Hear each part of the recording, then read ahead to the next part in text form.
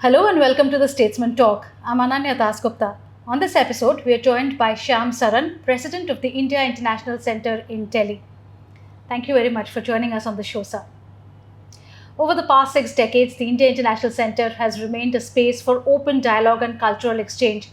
How do you see the centre's legacy and relevance in today's times? So this is the India International Centre, and it was set up in about 1960, and very eminent people were associated with its establishment. The then Vice President Radhakrishnan, Prime Minister Jawaharlal Nehru himself, and several other dignitaries. And the idea of setting up such a centre was that there should be a space in the nation's capital, which should have a variety of events in terms of intellectual exchanges, in terms of cultural exchanges, having some kind of a space where you could have open discussions, conversations, debates. It can be a space for dissent, different ideas being exchanged. Because this was very much seen as a platform which really would fit in very well with the kind of vision of India that our own constitution makers had. So since then, it has been a long journey, more than 60 years, 65 years almost. And what we have tried to do is to maintain this as that kind of a space. The festival kicks off with such a vibrant mix of arts and culture. How does it reflect the Institute's mission in today's world? The festivals of India began more than 20 years ago. And these festivals were for a very limited period, for not more than a week, and would really be showcasing different aspects of not only India's cultural heritage, but also India's intellectual heritage, in a sense. Also a space where conversations could be possible with friendly countries, people from all across the world. So we have always typically tried to manage some kind of a programming which also brings in touch the people from many countries abroad. So that is another dimension. Now, this particular festival, we have tried to focus attention on one particular theme. So this has been, over the last few years, what we have been doing is that instead of just having a collection of events in the festival, we have tried to structure the festival around some particular theme. So this year's theme is really the voices of women. Yes. Look at the kind of role that women have played historically in nation building, in terms of bequeathing to us the kind of very rich cultural heritage we have, the rich intellectual heritage I have, and also have a contemporary dimension. Look at what women are doing today in India. So that is why you will see that we have a couple of programs where we have looking at the role of women in journalism, your own profession, or looking at the role of women in politics. And these are somewhat younger people who will be talking about their experiences. We also have the very famous journalist come author, Mrilan Pandey, who will be really giving the keynote address right at the beginning of the festival. And she will be talking about, really the trajectory of women, Indian women, especially in the recent past, how they have tried to overcome the kind of, constraints put on women by a very paternalistic society, how they have been able to transcend that and really give play to their own creativity. We have, of course, very good cultural programs, very celebrated Bharatanatyam dancer, Malvika Sarukai.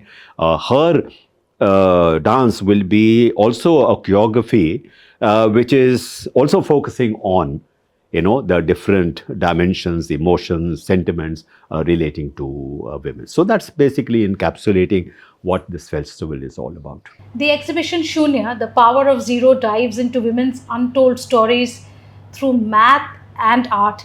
Can you share a standout piece or artist that's got you excited about this blend? Yeah. So this has come out of a recent exhibition and also conference that we did, essentially focusing attention on the mathematical heritage of India. Not many people are aware of the fact that some very fundamental concepts of mathematics, like the concept of zero or the decimal, or even the numeral system from 1 to 10, multiples of which can actually enable you to really think of vast numbers.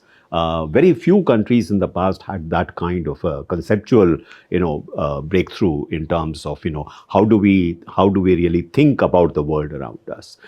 So part of the exhibition that we had put forward earlier was really looking at that mathematical heritage, and also looking at how this connects with modern India. Because as you know, India has great capabilities in IT. Also, when we are looking at artificial intelligence, there as well, and all that is based on mathematics. But this particular exhibition focuses attention on that broader kind of canvas, because what we have found in our own cultural studies that, for example, mathematics is very closely related to music. So if you think of tal, for example, ek tal or teen tal, these are all based, in fact, on mathematical patterns. Similarly, if you look at architecture, what began with using geometrical patterns for altar building, they became then, over a period of time, became geometry and architecture. Even dance is based very much on mathematical rhythmic patterns.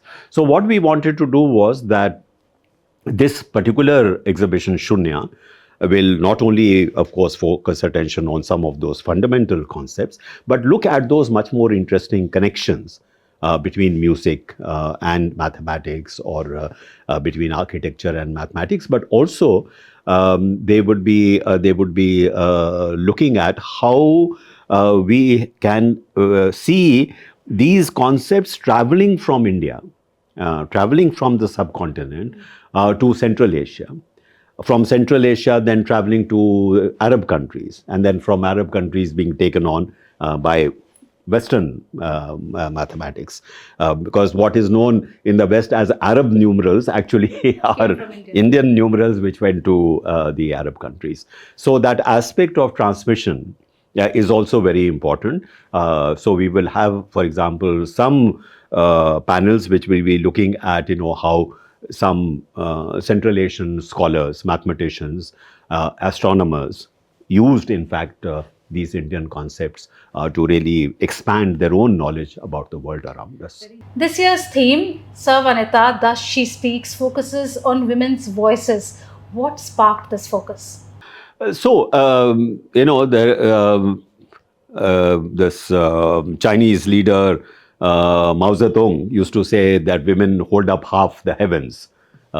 So in a sense, what we wanted to, through this platform, really look at the growing role which is being played in all walks of life, but particularly politics, by women. And these are sort of a younger generation of women, very articulate, well educated, and very active in politics.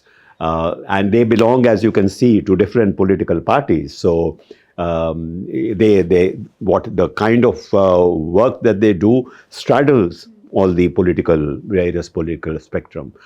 So this is really to focus attention on this new generation of politicians, and then hear their voices. How do they see their role in politics? What kind of contribution they would like to make, to nation building? So that's really what we are looking at, and you would also see the journalists Some very well-known journalists are represented there, who will really talk about then the rather sometimes difficult road which women journalists have had to traverse. They have now become very well established, but initially it was a difficult journey for them. So essentially, as I said, the idea is, it says Savanita. That means let her speak. Let us hear their voices, which sometimes are not always heard. Yeah. How does incorporating gastronomy alongside literature and film expand the festival's appeal? Well, every festival we have a food festival as well. So it is part and parcel of the festivals that we have, because again the idea is that culinary traditions of India are very much also part and parcel of our cultural traditions. But more than that, what we also like to focus attention on is that huge variety that these culinary traditions represent. And they really represent the very plurality and diversity of India. That it's a like sharing, its culture is not only for showing, but it is also for sharing. So this gives you a sense of there are so many dimensions of life that the festival wants to celebrate. And so we don't see this as something separate from the rest of the events. We see it very much part and parcel of the festival itself. It's not an add-on, it's really a part and parcel of that. What's one big takeaway that you hope attendees carry home from the IIC experience? Well, I would hope that the idea that we have, that here it is really a celebration of the role of Indian women.